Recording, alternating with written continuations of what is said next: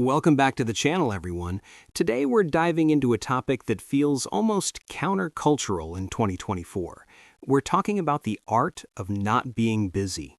Sam, let me start by asking you, when someone asks you, "How have you been?" what's the first word that usually pops into your head? Oh, it's busy. Always. I've been so busy. It's like a reflex. If I'm not busy, I feel like I'm failing at something. Exactly, and that's the concept overview for today, high-performance stillness. We've been conditioned to believe that our worth is tied to our output. If the calendar isn't full, we feel anxious. Today, we want to provide some thought clarity on why that anxiety exists and how to dismantle it to actually grow faster. It's ironic, isn't it? We think being busy equals growth, but often it's just noise. Let's get into the why. There's a psychological term called idleness aversion. We are literally evolved to want to do things, but in the modern world, this has been hijacked by performative busyness. Performative busyness. That's like answering emails at 11 p.m. just so people see you're on, right? Precisely. We need to distinguish between movement and progress. Movement is running on a treadmill. You're sweating, your heart rate is up, but you're in the same spot. Progress is moving toward a destination. I think for our listeners, the aha moment comes when they realize that rest isn't the absence of work, it's the preparation for work.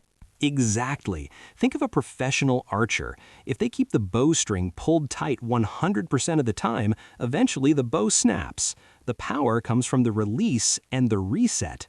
Okay, Alex, let's get practical. Why does it feel so uncomfortable when we finally sit down? For me, the second I stop, my brain starts scrolling through a to-do list, or I feel guilty that I'm not learning a new language or something. That's the gap. When you stop the external noise, your internal noise gets louder. Most people stay busy because they're running away from their own thoughts. Wow, that's heavy.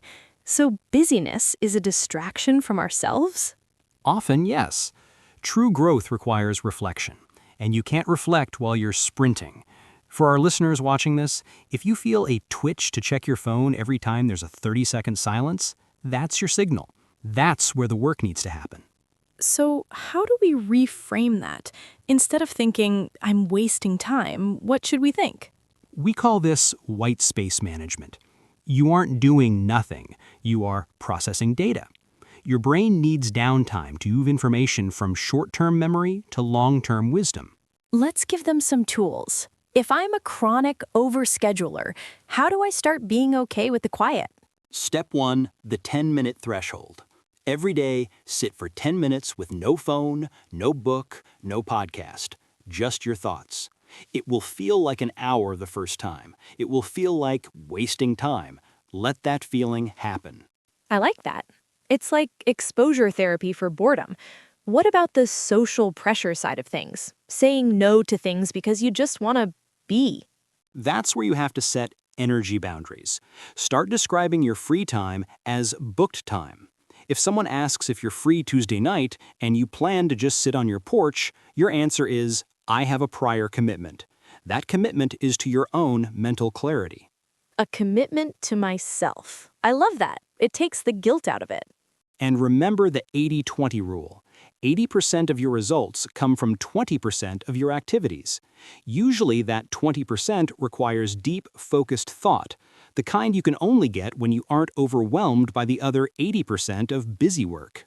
This has been a huge eye-opener for me, Alex. I think I've been treating my life like a marathon where the finish line keeps moving. This idea of high-performance stillness changes the game. It really does. Growth isn't just about adding things to your life, it's about what you have the courage to subtract. Sam, thank you so much for being here and sharing your perspective today. Your honesty about the busy reflex is something I think every single person watching can relate to. Thanks for having me, Alex. I'm going home to do absolutely nothing for a while, and I'm going to enjoy every second of it. That's the spirit. And to all of you listening and watching, thank you for giving us your most precious resource, your time. My challenge for you today is simple. Find one gap in your schedule this week and keep it empty. Don't fill it. Just be. If this conversation gave you some clarity, hit that like button and let us know in the comments, what is one thing you are going to stop doing this week? We're just scratching the surface of how we can optimize our minds for true development. I'll see you in the next video where we take this mindset and apply it to a whole new level of self-mastery. Stay curious, stay grounded, and we'll see you then.